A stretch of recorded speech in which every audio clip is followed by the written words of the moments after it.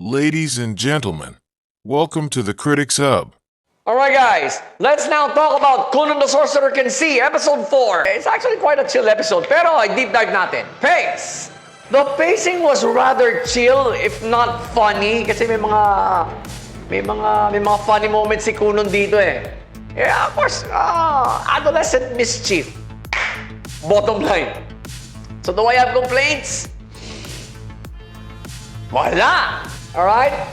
The pacing made this episode rather fun to watch. Okay? Kasi it was that chill. And natural eh. Well, it is a fantasy anime. It's both a fantasy and the may slice of life din kasi may mga life lessons din kayo matututunan dito. 4 episodes in pa lang.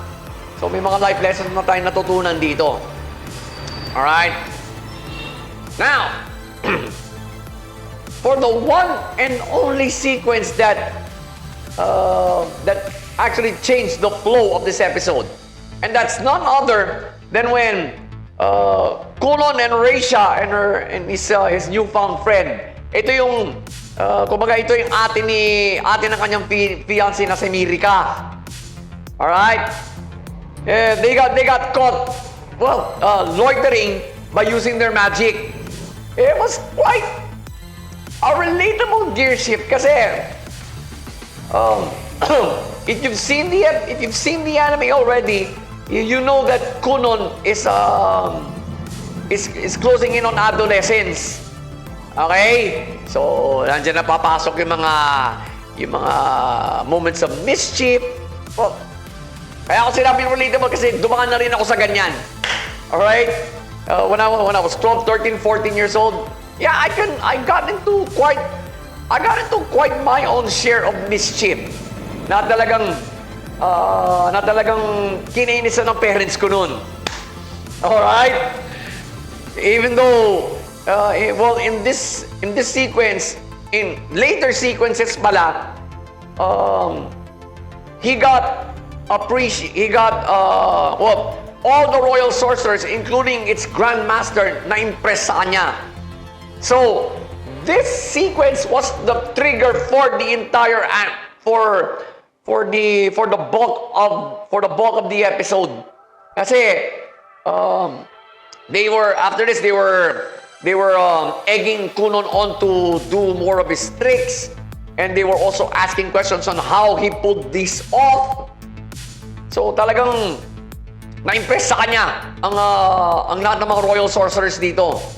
Especially the Grandmaster. Which in a later sequence, sinabi ng Grandmaster na siya mismo ang maghanap ng instructor na tututok kay Conan. And I'm very sure it's a royal sorcerer.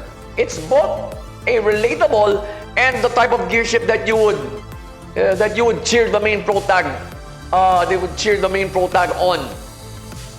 So, yeah, it's the biggest highlight of this episode. Pero guys, would it be enough for you to totally appreciate this episode?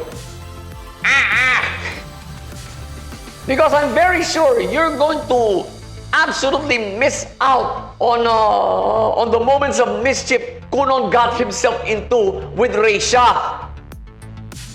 And through those sequences, you would conclude na partner in crime na niya ang ate ni Mirika. And these two got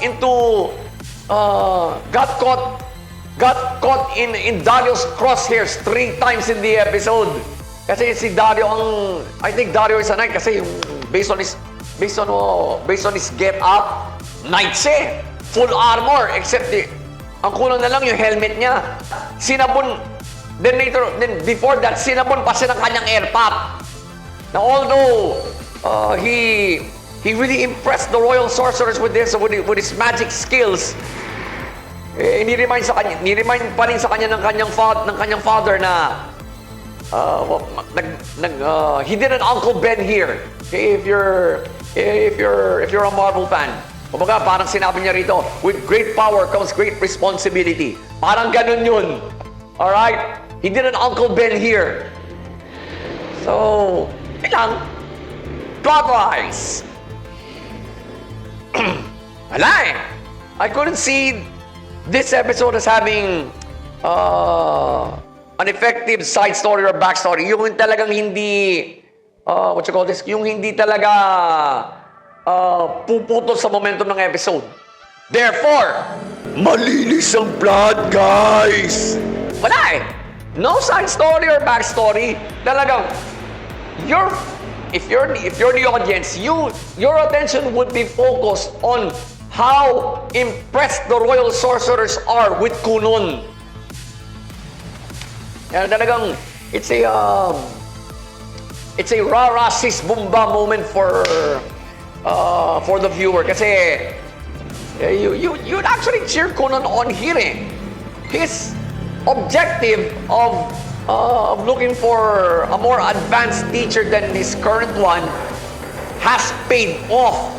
Na-impress niya lahat ng royal sorcerer dito. Ngayon nag-aagawan sila.